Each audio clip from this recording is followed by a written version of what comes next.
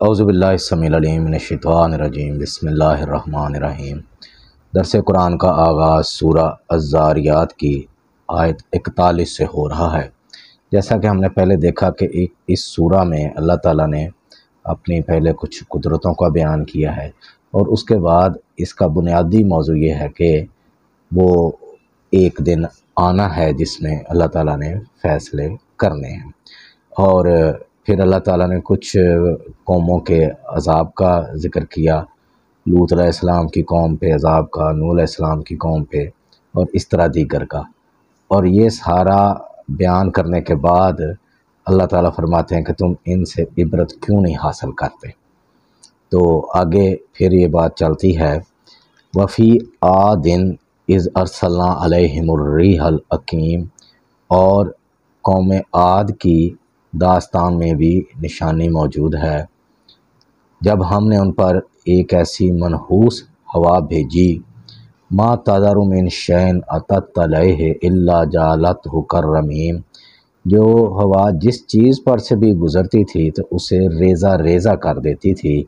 وفی سمود، اور قوم سمود کی سرگزشت میں بھی، اذ قیل لہم تمتعوا حتی حین، کہ جب ان سے کہا گیا کہ تم ایک خاص وقت تک یہ جو دنیاوی نعمتیں ہیں ان سے فائدہ اٹھا لو، فَأَتَوْا عَنْ أَمْرِ رَبِّهِمْ، تو انہوں نے اپنے پروگرام کے، اپنے پروردگار کے حکم سے سرکشی کی، فَأَخَذَتْهُمُ الصَّاعِقَةُ وَهُمْ يَنظُرُونَ، تو ایک کڑک نے ان کو پکڑ لیا حالانکہ وہ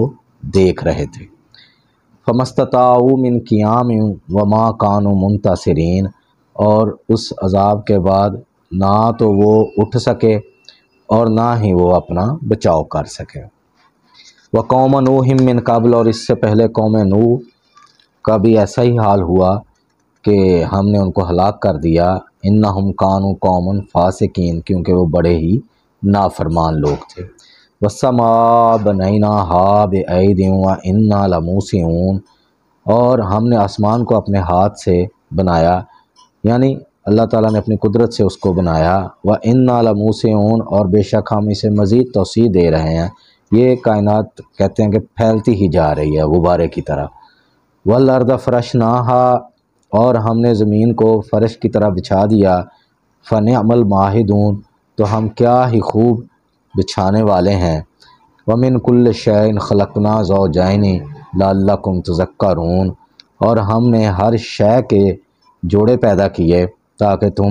نصیحت حاصل کرو۔ فَفِرُّوا إِلَى اللَّهِ، اب بھاگو اللہ کی طرف، إِنِّي لَكُمْ مِنْهُ نَذِيرٌ مُّبِينٌ، میں تمہیں اس سے کھلا ہوا ڈرانے والا ہوں۔ وَلَا تَجْعَلُوا مَعَ اللَّهِ إِلَٰهًا آخَرَ، اور اللہ کے ساتھ کوئی اور جو ہے شریک نہ ٹھہراؤ، کوئی اور الہ نہ بناؤ۔ یعنی یہاں کہنے کا مقصد یہ ہے کہ دنیا کا نظام چونکہ ایک ہی ہستی چلا رہی ہے، وہی خالق ہے، مالک ہے، رازق ہے، اور اسی کی طرف لوٹ کر جانا ہے، تو اس کے ساتھ کسی بھی قسم کا کوئی مشکل کشا، حاجت روا، یا کوئی ایسا جو مطلب کہ سنتا ہو، دیکھتا ہو اور لوگوں کے معاملات سنوارتا ہو، ایسی کوئی ہستی اور موجود نہیں ہے۔ اور اگر ہمارے معاشرے میں بہت سے طبقات ہیں جنہوں نے کچھ ہستیوں کو ایسا حاجت روا، مشکل کشا بنایا ہوا ہے، تو یہ شرک کے زمرے میں آتا ہے، اور اللہ تعالیٰ نے واضح طور پر کہہ دیا ہے کہ شرک کرنے والے پر جنت جو ہے وہ حرام ہے، اور پھر یہ بھی کہہ دیا ہے کہ ہر طرح کا گناہ اللہ بخش دے گا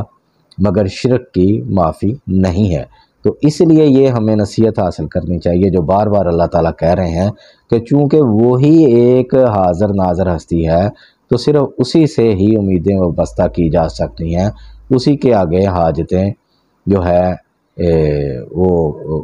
اس کے گوش گزار کی جا سکتی ہیں،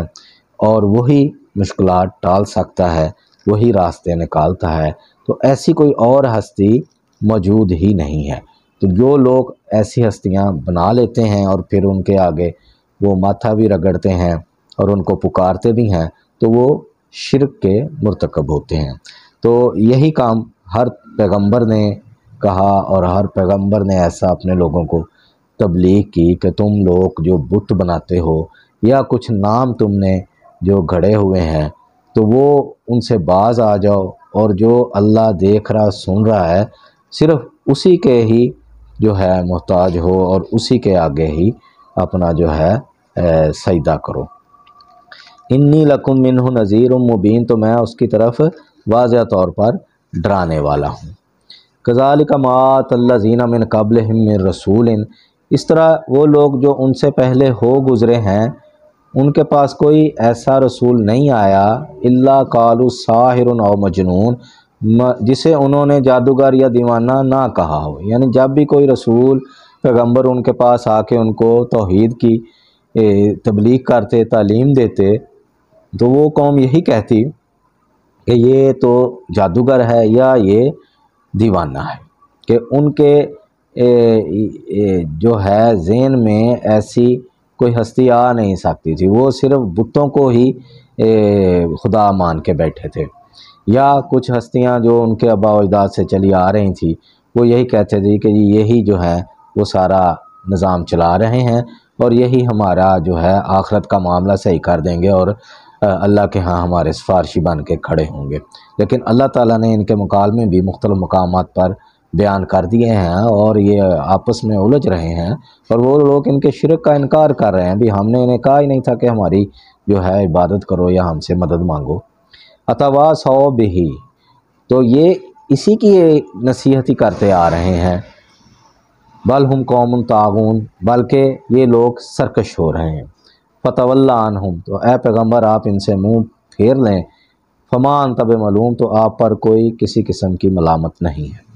وذکر، اور انہیں سمجھاتے رہیں، فإن الذکریٰ تنفع المؤمنین، تو بے شک جو نصیحت ہے مومنوں کو فائدہ پہنچاتی ہے۔ وما خلقت الجن والانس الا لیعبدون،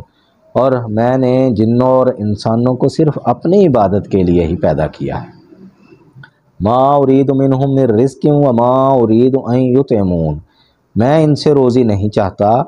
اور نہ یہ چاہتا ہوں کہ یہ مجھے کھلائیں۔ ان اللہ هو الرزاق ذو القوۃ المتین، بے شک اللہ بڑی روزی دینے والا ہے، رزق دینے والا ہے، قوت والا، بڑا مضبوط ہے۔ تو وہ ایک ایسی ہستی جو ساری نظام جو سنبھالے ہوئے ہے اور کائنات کی ہر چیز کو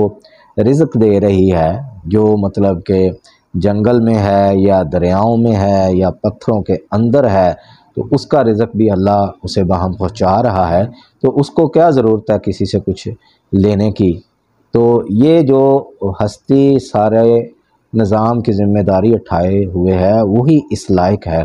کہ اسی کی ہی عبادت کی جائے، اسی کو حاجت روا مشکل کشا مانا جائے اور ہر طرح کے مصائب میں صرف اسی کو ہی پکارا جائے۔ فَإِنَّ لِلَّذِينَ ظَلَمُوا ذُنُوبًا مِثْلَ ذُنُوبِ أَصْحَابِهِمْ، تو جو لوگ ظالم ہیں ان کے لیے عذاب کا ویسا ہی حصہ ہے جیسا ان سے پہلے ظالموں کا تھا۔ فَلَا يَسْتَعْجِلُونَ، پس یہ اس کے لیے جلدی نہ مچائیں۔ فَوَيْلٌ لِلَّذِينَ كَفَرُوا مِن يَوْمِهِمُ الَّذِي يُوعَدُونَ، تو آخر کار تباہی ہے ان کافروں کے لیے اس دن کہ جس کا ان سے وعدہ کیا جا رہا ہے۔ یعنی اللہ تعالیٰ اپنی بار بار نشانیاں بتلا کر یہ ذہن نشین کروا رہا ہے کہ وہ دن آ جانا ہے، اس لیے یہ کوئی بھول میں نہ رہے کہ وہ بچ جائے گا، یا وہ اگر اس کا سوچے ہی نہ تو وہ دن آئے گا نہیں۔ لیکن جس تیزی سے عمر بیت رہی ہے، بچپن جوانی میں، جوانی بڑھاپے میں ڈھل جاتی ہے، اس کے ساتھ مختلف طرح کی آزمائشیں، مختلف طرح کے حالات سے اللہ گزارتے ہیں تاکہ یہ لوگ شاید سمجھ جائیں، اور یہ جو عارضی دنیا ہے اس کے مقابلے میں جو ابدی ہمیشہ قائم رہنے والی زندگی ہے اس کو ترجیح دیں۔ لیکن ہم دیکھ رہے ہیں کہ لوگ اپنی مستیوں میں لگے ہوئے ہیں، کوئی نہ کوئی فنکشن آیا رہتا ہے اور اس کو منانے کے در پہ رہتے ہیں، اور اس میں اخلاقیات کی بھی دھجیاں اڑاتے ہیں اور شرک کے بھی مرتکب ہوتے ہیں۔ تو اسی طرح اللہ تعالیٰ نے اس کے بارے میں کہہ دیا ہے کہ جن لوگوں نے اپنے دین کو کھیل تماشا بنا لیا ہے تو وہ مجرم ہے، گناہ گار ہے۔ تو چونکہ وہی ہمارے پاس اپنی اصل صورت میں موجود ہے اور پیغمبر علیہ الصلوۃ والسلام نے اسی کی تعلیم دی ہے، تو اس کے مطابق اپنے اعمال کو ڈھالیں تاکہ ہماری یہ دنیا بھی اچھی گزرے اور آخرت میں بھی ہمیں اچھا صلہ ملے۔ اللہ سے دعا ہے ہمیں قرآن سمجھنے کی، اس پر عمل کی اور دوسروں تک پہنچانے کی ہمت توفیق عطا فرمائے۔